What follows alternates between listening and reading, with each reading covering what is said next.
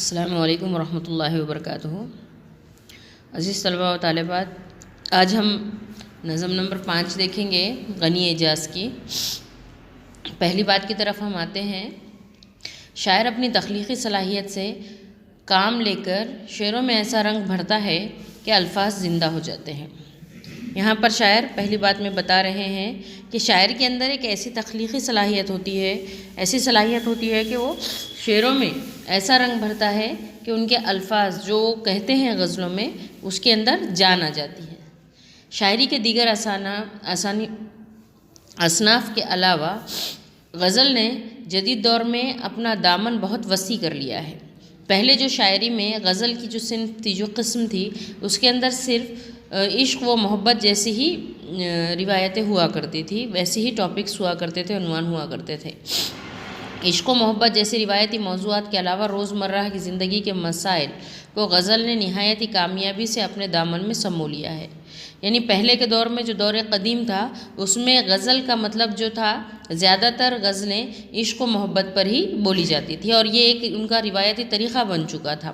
مگر غنی اعجاز نے اس میں ایک الگ جگہ بنائی ہے اور جیسے جیسے وقت بڑھتا گیا،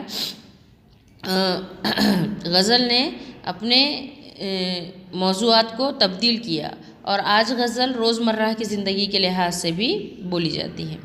غنی اعجاز کی غزلیں اسی مزاج کی نمائندگی کرتی ہیں، یعنی ان کی غزلوں میں زیادہ تر زندگی کے اوپر، روزمرہ کے حالات پر ہی اشعار لکھے جاتے ہیں۔ اب ہم جان پہچان میں آتے ہیں اور شاعر کا تعارف دیکھتے ہیں کہ غنی اعجاز کا اصل نام عبدالغنی تھا۔ وہ دسمبر 1929 میں ضلع بلدانہ کے پیپل گاؤں راجہ میں پیدا ہوئے۔ 16 برس کی عمر میں انہوں نے شعر گوئی کا آغاز کر دیا تھا۔ غزل ان کی پسندیدہ صنف رہی ہے۔ دشت آرزو اور گرد سفر ان کے شعری مجموعے ہیں۔ 20 دسمبر 2010 کو اکولہ میں ان کا انتقال ہوا۔ ان کے انتقال کے بعد ان کی کلیات ناشندہ کے عنوان سے شائع ہوا ہے۔ دیکھیے، یہ جو جان پہچان ہم نے دیکھی، یہ غنی اعجاز کی تھی۔ ان کے تعلق سے کچھ معلومات ہم نے حاصل کی۔ یہاں پر ہم غزل کے اشعار کی طرف آتے ہیں، غزل کے اشعار کی طرف بڑھتے ہیں۔ تو پہلا شعر ہم دیکھتے ہیں کہ کچھ تو فکر عقبہ کر، شاعر کہہ رہے ہیں کچھ تو فکر عقبہ کر، یوں مت دنیا دنیا کر۔ یہاں پر شاعر سب سے مخاطب ہو کر کہہ رہے ہیں کہ ہمیں سبھی کو آخرت کی کچھ نہ کچھ فکر کرنا چاہیے، صرف دنیا میں نہیں پڑھ کر رہ جانا چاہیے۔ دنیا کا پیچھے بھاگ کر اپنی آخرت کو تباہ نہیں کرنا چاہیے، بلکہ تھوڑا بہت ہمیں آخرت کی فکر کرنی چاہیے، ایسے اعمال کرنے چاہیے جس کی وجہ سے ہماری آخرت سنور سکتی ہے۔ کوئے وفا کو اپنا کر، دشمن کو شرمندہ کر۔ دیکھیے، یہاں پر شاعر دوسرے شعر میں بتا رہے ہیں لوگوں سے خطاب کرتے ہوئے کہ کوئے وفا یعنی عادت، کو یعنی عادت، وفا کی عادت کو اپناؤ، اپنے اندر، اپنی فطرت کے اندر وفا کی عادت بناؤ، وفا کی عادت کو اپناؤ۔ وفا کی عادت جب انسان میں رہے گی تو خود بخود اس کے اعمال سے، اس کے عمل سے، اس کے کام سے دشمن بھی شرمندہ ہو جائے گا، جب اس کے اندر وفا کی عادت رہے گی، جب اس کی خصلت وفا کی بن جائے گی۔ آگے ہم بڑھتے ہیں۔ دریاؤں سے ناتا جوڑ، کوہساروں میں رستہ کر۔ یہاں پر شاعر کیا بتانا چاہ رہے ہیں؟ دیکھیے، یہاں پر یہ جو شعر ہے یہ حوصلے کے لیے بتایا گیا ہے۔ زندگی جینے کا طرز اور آنے والی مشکلات سے کس طرح سامنا کیا جا سکتا ہے، یہاں پر اس شعر میں بتایا جا رہا ہے۔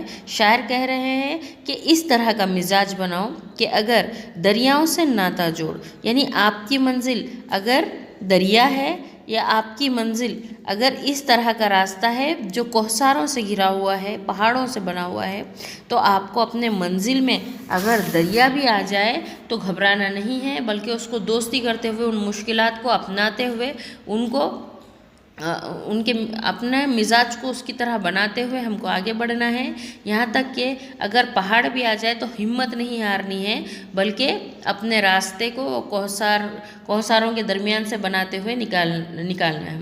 شاعر یہاں پر اصل میں یہ پیغام دینا چاہ رہے ہیں کہ ہم کو حوصلہ رکھنا ہے اور مشکلات سے گھبرانا نہیں ہے، بلکہ مشکلات کا سامنا کرنا ہے۔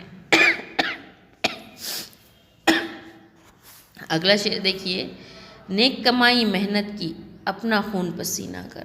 دیکھیے شاعر یہاں پر سب سے مخاطب ہوتے ہوئے، لوگوں سے مخاطب ہوتے ہوئے کہہ رہے ہیں کہ محنت کی جو کمائی ہوتی ہے وہ نیک کمائی ہوتی ہے، اتنی محنت کریں کہ خون پسینہ بہنے لگے۔ یعنی یہاں پر مراد یہ ہے، شاعر یہاں پر ہم سے حلال روزی کی توقع کر رہا ہے، حرام روزی سے ہم کو بچانے کی کوشش کر رہے ہیں، اور یہ بتانا چاہ رہے ہیں کہ جب کبھی ہم محنت کی کمائی کرتے ہیں تو وہ چیز ہمارے لیے حلال ثابت ہوتی ہے، اور وہی چیز ہمارے لیے آخرت میں مغفرت کا سبب بھی بنتی ہے۔ خانہ دل میں پیار بسا، بغض و حسد کو چلتا کر۔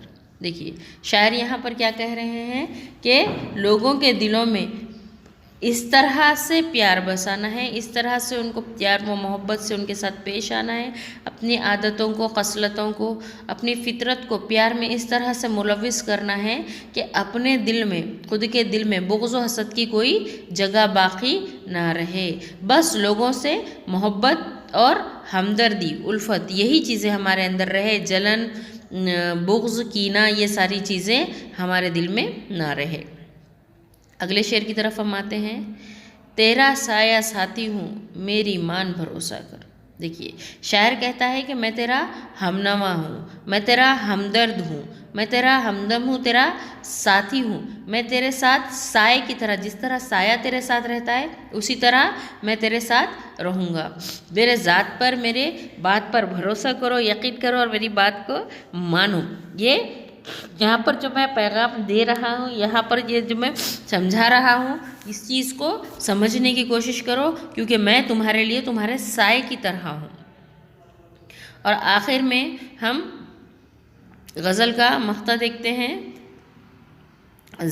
زندہ تیرا نام رہے، زندہ تیرا نام رہے، اعجاز اب کچھ ایسا کر۔ دیکھیے جو رہتا ہے اس میں شاعر اپنا تخلص بیان کرتا ہے، تو یہاں پر شاعر آخر میں نصیحت کر رہا ہے، بتا رہا ہے لوگوں کو کہ ایسا کچھ ہمیں کرنا چاہیے کہ جس کی وجہ سے ہمارا مرنے کے بعد بھی اس دنیا میں نام زندہ رہے۔